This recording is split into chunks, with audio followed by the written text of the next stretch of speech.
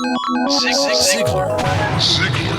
Inspiring true performance. A number of years ago, Laurie Majors, my executive assistant, got a phone call from a lady in Birmingham, Alabama. At the end of the conversation, she said, Zig, she said, I believe this woman thinks she's got an impossible problem, but I believe you can solve that problem with her in just a few minutes if you will spend that time with her.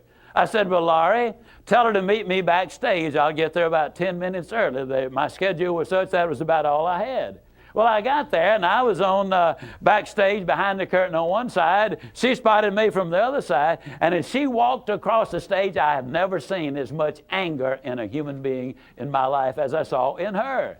She almost started crying when she saw me. She said, oh, I'm just so glad to see you. I got this horrible job. I hate it. I hate everything about it. I hate everybody down there. I mean, you talking about negative nails, she was it. She said, can you help me? Now, understand, I've only got about 10 minutes.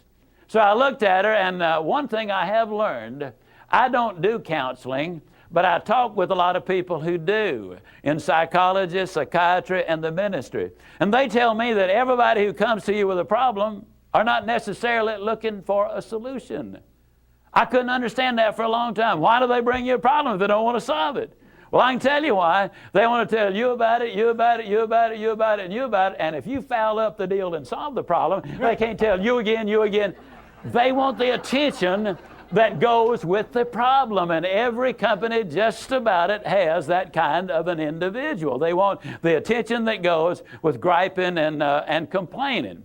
Well, I looked at the lady, and it wasn't unkindly, but firmly I said to her, yes, and you know, ma'am, I'm afraid your problem is about to get worse. She said, what do you mean? I said, I believe they're going to fire you. She was stunned. I couldn't have stunned her more if I'd hit her in the face with a bucket of ice water. She said, fire me? Why on earth would they fire me? The inflection in her voice clearly said, they're the bad guys, I'm the good guy. Why don't they fire them and keep me?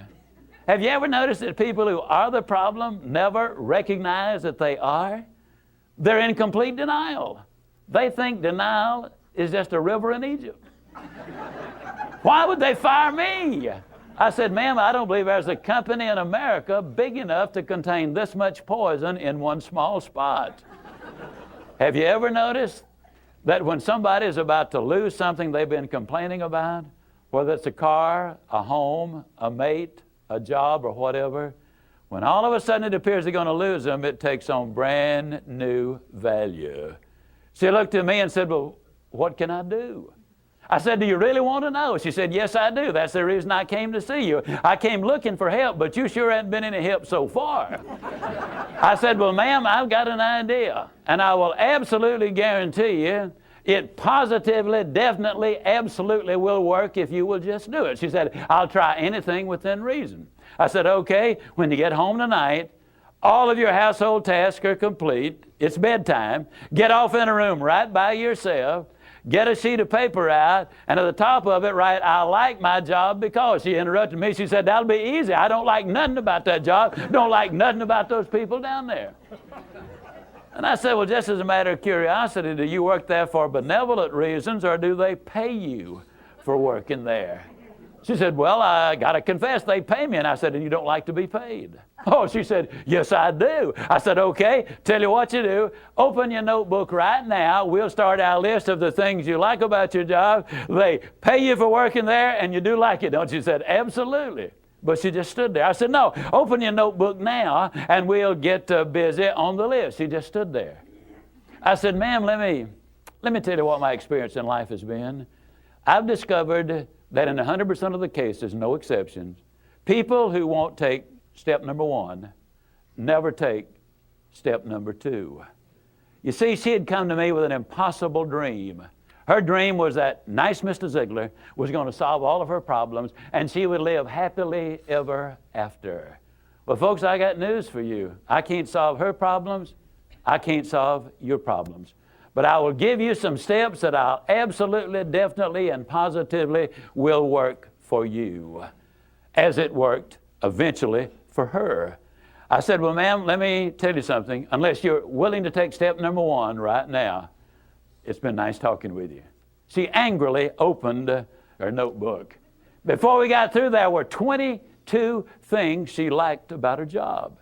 Not only did they pay her for working there, they paid her above average.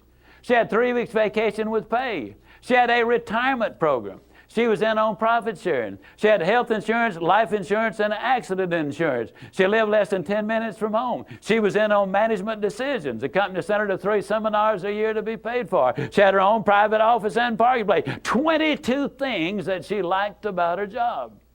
Now I said, man, when you get home tonight, everything is finished. Get off in a room right by yourself. Close the doors, change one word from I like my job to I love my job.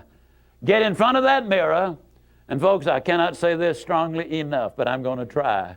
The eyes are the windows of the soul. Look yourself in the eye, and with excitement and enthusiasm, say, I love my job because they pay me for working there. I love my job because they pay me above average for working there. I love my job because they have a wonderful insurance program. I love my job before every one of the statements. You will sleep better that night. You see, there's something hidden in what I'm saying to you now. When she says, I like my job, she's really saying, I'm grateful for my job. And of all of the emotions we can have, according to Hans Selye, the #1 stress specialist in America, the healthiest of all human emotions is gratitude. I said, you go down that list. I like my job. I love my job, rather. That is a way of gratitude. You'll sleep better the first night. Tomorrow morning, when you get up, get back in front of the mirror just before you go to work. Get back in front of the mirror and repeat the process again with excitement and enthusiasm. I love my job because, and take the list with you. Because the reality is, you see, you will have started to change from a fault finder to a good finder. Some people do really find fault like there's a reward for it. They really do. Take the list with you, and you will be able to add to that list, absolutely guaranteed. Do this every morning and every night, and you will have an astonishing recovery from this advanced case of stinking thinking. Now, I didn't say that to her, but I'm saying it to you. That's what it was. It was an advanced case of stinking thinking. Well, 6 weeks later, I was back in Birmingham, Alabama. I was doing a follow-up sales seminar. Now, the lady was not in sales, but she had been listening to my tapes. She had been listening to Automobile University, and she had discovered that everybody sells. Everybody who will ever hear this is in selling.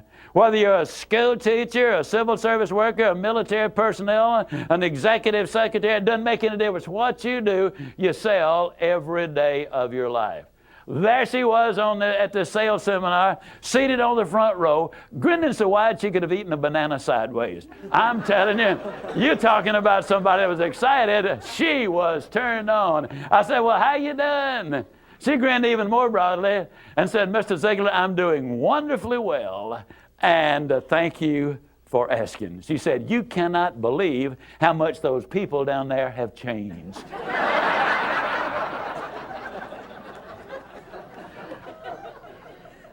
I got to lay it on the line, folks.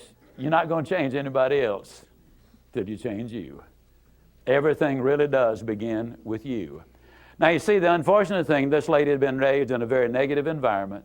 First, her parents had told her that she'd never amount to anything. They said, you know, you're always late, you're always sloppy, why can't you be like your brother or your sister or whatever? When she got married, her husband had continued it, and so her self-talk had become completely negative.